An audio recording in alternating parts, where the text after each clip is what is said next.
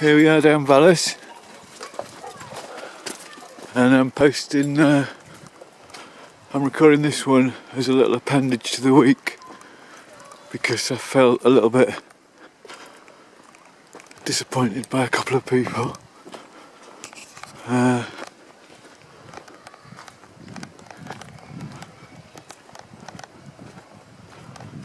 Mainly for this, I mean,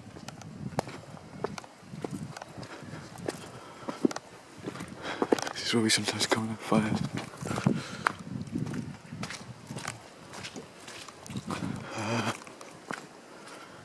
There's a sort of jealousy sometimes from people you get. I don't know what causes it. I think it's like they assume that they've got to that life's got to be sort of being grown up or whatever. It's like all the joy and beauty should stop. And I mean, I'm deadly serious about my woodwork. I work a lot of hours. I had one kid who I used to know from school from when I was very young, this week, accused me of not working at all. That was after a 70-hour week. Of course, there's nothing to show in his work, which makes one a bit wonder whether he actually did any work himself. Also, I suspect alcoholism has a part to play in it. I don't drink much myself. It's not a drug that's ever really interested me very greatly.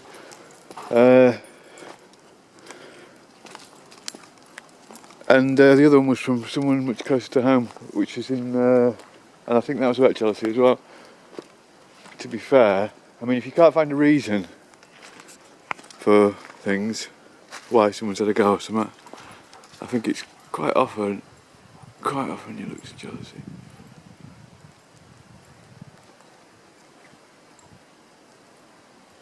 And they were basically saying that I wasn't taking it seriously.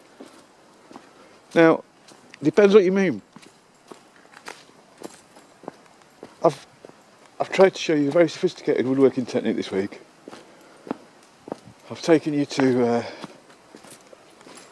long drive to demonstrate the folly of contrasting timbers.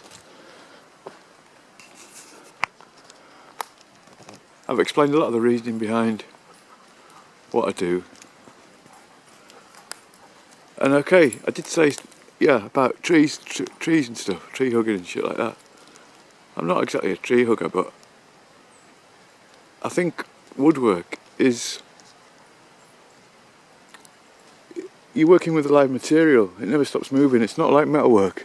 It's there is an element of that there. I mean, it might be a bit of a cliche and a bit kind of embarrassing, to admit it. But there is a spiritual element to that. Something really fundamental.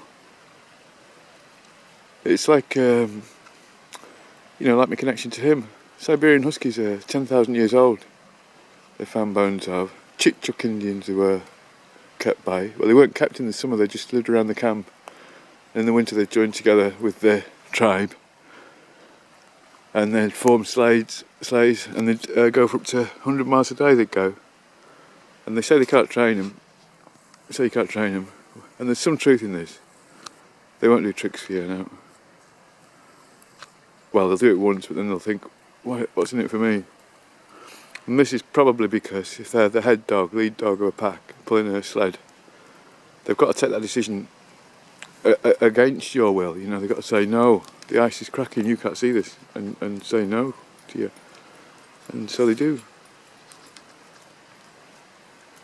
But yeah, a lot of these connections are pretty old. And I think it's found it a bit of a poor show, really. A bit disappointed with people this week. Anyway, we'll see how things plan out, and